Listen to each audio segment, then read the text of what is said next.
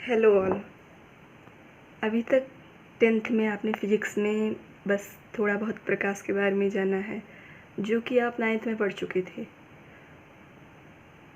अब आपको आगे के लेसन के पढ़ने के लिए सबसे पहले प्रकाश जानना ज़रूरी था। अभिसारी, अपसारी, समांतर इत्यादि ये सब जानना ज़रूरी था, तो मैंने वो पहले लेक्चर में आप सबको बता दिया है। अब आइए जानते हैं प्रकाश का परावर्तन, जो कि लेसन का नेम भी है, आगे एक हेडिंग भी है। तो आइए आपको बताते हैं प्रकाश का परावर्तन क्या है। प्रकाश का परावर्तन, परावर्तन का मतलब होता है कि जब प्रकाश कोई एक माध्यम से किसी दर्पण से टकराता है और उसी माध्यम में वापस पुनः लौट आता है, तो इसको प्रकाश का परावर्तन कहते हैं। जैसे मान लो कोई दर्पण है।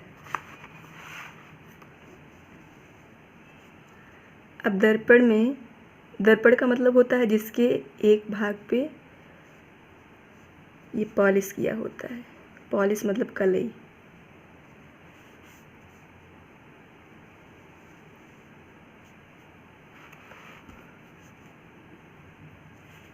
अब कोई किरण यहाँ पे आकर के टकराएगी, टकरा करके फिर इसी माध्यम में वापस लौट जाएगी, तो इसे प्रकाश का क्या कहा जाता है? परावर्तन कहा जाता है। प्रकाश का परावर्तन का 2 नियम होता है। कौन कौन सा?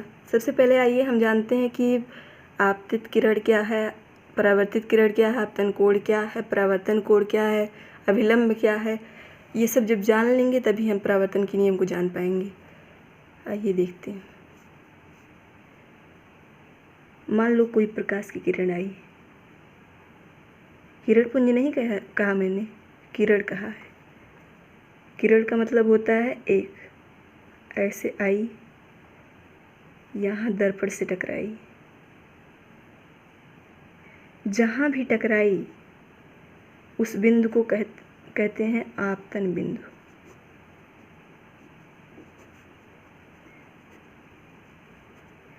और जो किरण आके टकराई थी उसको कहते हैं आपतित किरण।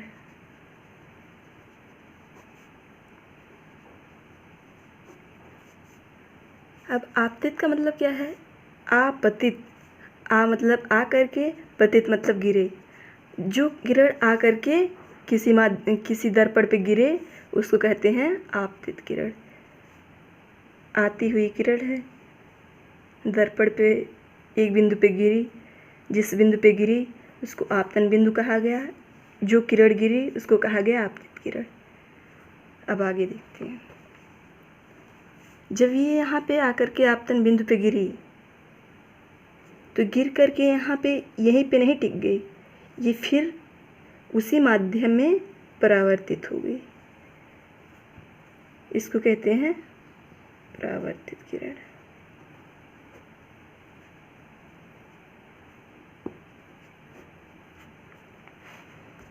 अब आपने जैसे रेखा गणित में पढ़ा होगा कि किसी सरल रेखा पर हम समकोण बनाते हैं। समकोण बनाना आपने 2 विधि से सीखा होगा, एक प्रकार की सहायता से, एक चांदी की सहायता से। तो किसी भी विधि से खींची, क्या दिक्कत है? इस पे हम एक अभिलंब खींचते हैं।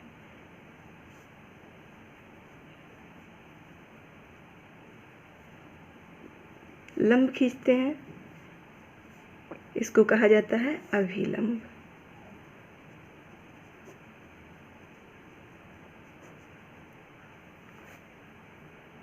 अब ये और ये यहाँ पे कोण बना इनके बीच में, ये 90 का था, इनके बीच में जो कोण बना उसको कहा गया कोण आई, इसको कहा गया कोण आर। अब परावर्तन का पहला नियम ही ये होता है, आपतन कोण, आपतन कोण क्या था? कोण आई, परावर्तन कोण के बराबर होता है। पहला नियम, आपतन कोण परावर्तन कोण के बराबर होता है। अब कोण, आपतन कोण क्या है? अभिलंब और आपतित किरण के बीच बने कोण को आपतन कोण कहते हैं।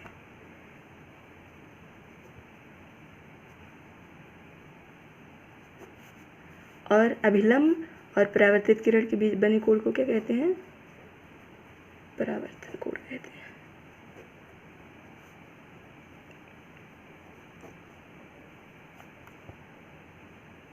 अब ये दोनों, ये कोण और ये कोण आपस में बराबर होते हैं। परावर्तन का पहला नियम क्या कहता है?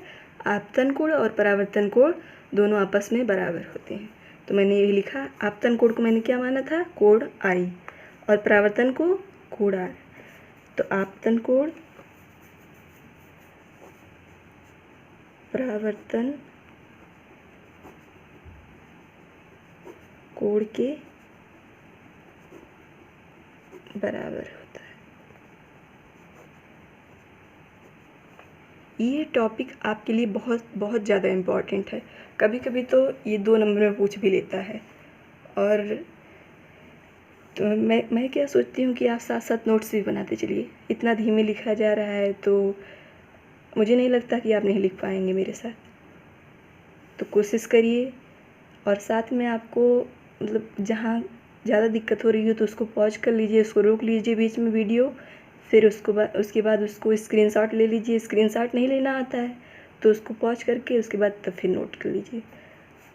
आपतन कोण परावर्तन कोण के बराबर होता है, पहला नियम यही था। इतना तो समझ में आ गया होगा। अब दूसरा नियम क्या कहता है? आपतित किरण और आपतित किरण, ये ऐसे आई थी, आने वाले के चिन्ह बनाते, और परावर्तित किरण और अभिलंब, ये तीनों एक ही तल में होते हैं। अब ये मान लो कोई, ये दर्पण था, दर्पण को आपने ऐसे ही रखा है, इसके ऊपर की तरफ सब बने हैं ना, तो एक ही तल तो हुआ। कोई ऐसा थोड़ी ना है कि मतलब इसके नीचे जा कर के बना है। तो सब आपतित किरण, परावर्तित किरण और दर्पण के आपतन बिंदु पर बना हुआ अभिलंब, ये तीनों क्या है? एक ही तल में है। दूसरा नियम, आपतित किरण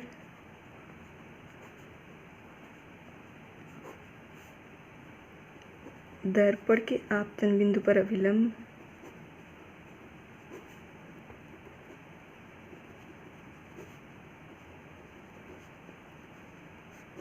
तथा परावर्तित किरण सभी क्या होते हैं? एक ही तल में होते हैं।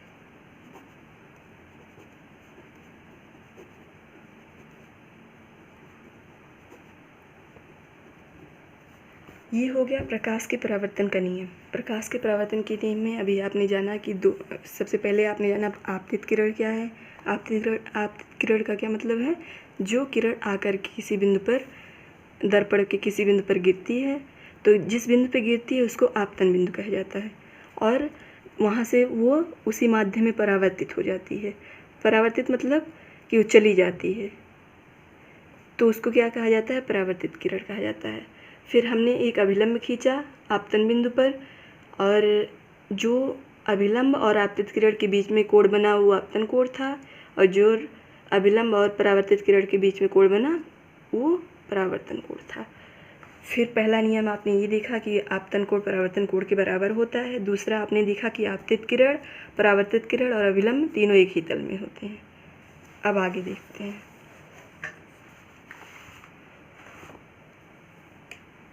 आपने देखा कि दर्पण शब्द बार बार आ रहा है।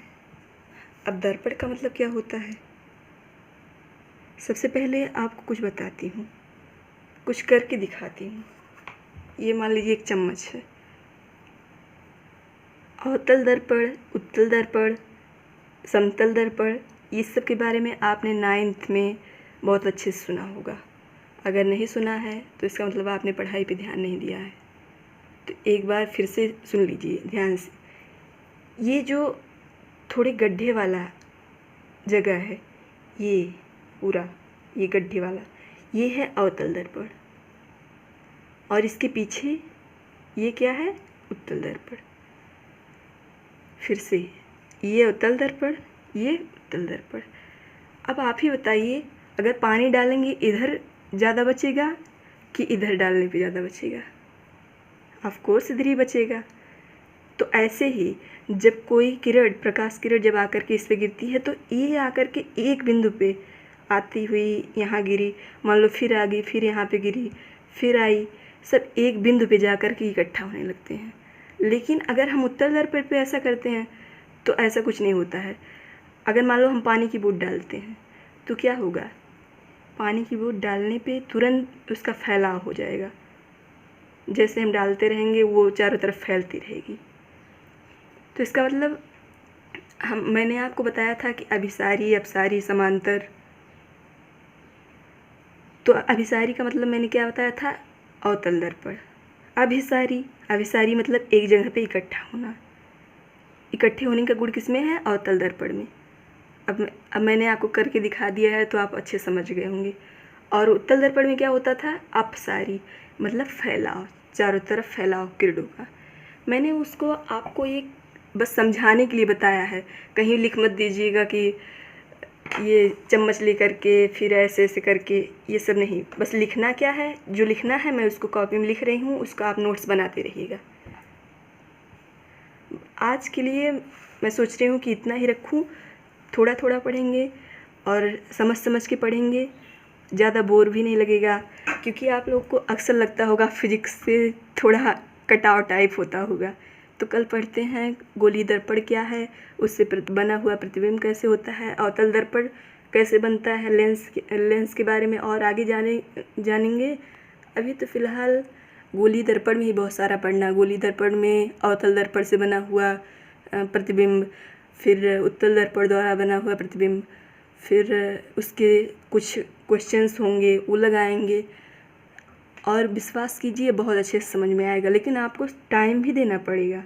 आप ये मत सोचिए कि मतलब आप पढ़ाई नहीं करेंगे तो आपको सब समझ में आता रहेगा। जो अच्छा अपना जो व्यस्त देगा, जो अपना टाइम देगा, उसी को सब समझ में आएगा।